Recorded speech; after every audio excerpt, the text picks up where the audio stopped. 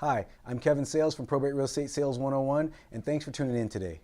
Today I want to shatter some myths. There's so many myths out there about probate, and I love it when I have the opportunity one-on-one to talk to someone on the phone or in person and shatter some myths, or in some of my training events, I hear the myths that come out from the room, from the people that are there, and I just love the opportunity to shatter those. So I'm going to do that today on this video so that hopefully people across the nation can see this and know some of these things that you might believe about probate are completely wrong. First one I'm going to talk about is that probates take so long. You know, especially back when the mortgage meltdown happened, people started realizing probate's a lot shorter than a short sale. Remember the first few years after the mortgage meltdown when short sales might take a year to get approved? Well, probates can go a lot faster than that. And the key is, it's not about how long does the probate case take, because that may take a year or even longer. But it's about at what point are they ready to sell the property. So I have a transaction right now. Matter of fact, it should be closing this very week. And this probate started back in 1999. It's almost been going for about 2 decades.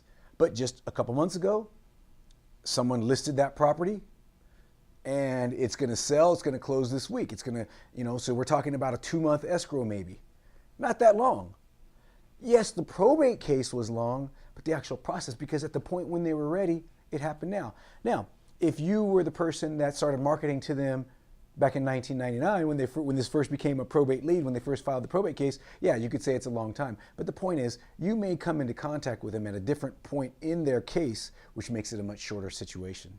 There's many probates that they start out the probate because they have to sell a property. So their first matter of business, well, quote unquote, one of their first matters of business is to be able to sell that property so that they can do whatever else needs to be done in the estate.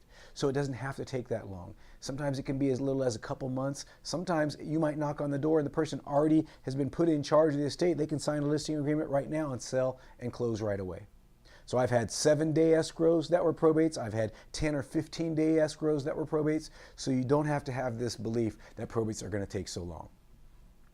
The second myth I want to talk about is that it's such a long court process. And the court process may be true, but that doesn't mean that the sale part of the court process has to be true.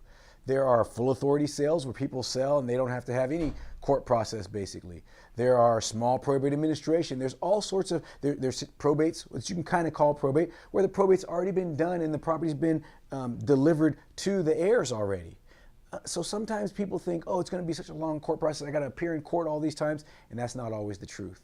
So the beauty of it is that you can have transactions where there's little or no court process or little or no holdup in dealing with the court and being tied up and being downtown at the courthouse. That's kind of a nice thing. All right, so another one that I hear sometimes is that you can't get a loan on a probate.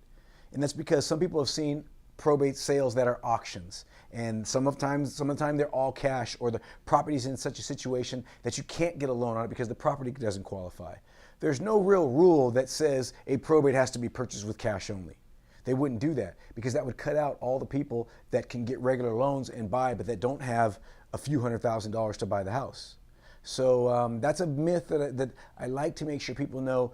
Most of the time there's guidelines on how a sale can go down, but if allowing someone to get a loan means we could possibly get a higher price, usually the courts will like to work with that, because most of the time the court is all about getting the most value or the most benefit from the estate over to those beneficiaries. Hopefully that makes sense. I saved one for last because it's one that I hear often, and it may be different in other states, but I'm going to go with what we do here in California. People think, oh, I have a will, so there's no probate. That is absolutely not true here in California.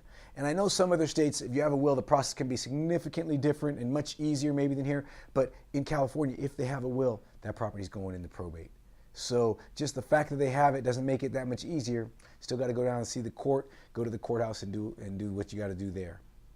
So if you're a member of ProbateRealEstateSales101.com, in the membership side, there is a timeline. There's also the 3 phases of probate. These are both infographics. Those can be helpful. They can be given out to your clients. It can be a great tool when you're negotiating with the seller and you want to kind of help educate them on what the process is going to be. They can be great tools for you, so check that out. Otherwise, for more information on how to launch your business to the next level, how to dramatically increase your results, look at the products page for some of the tools that we have for sale there that will help you maximize your efforts. Thanks for tuning in today.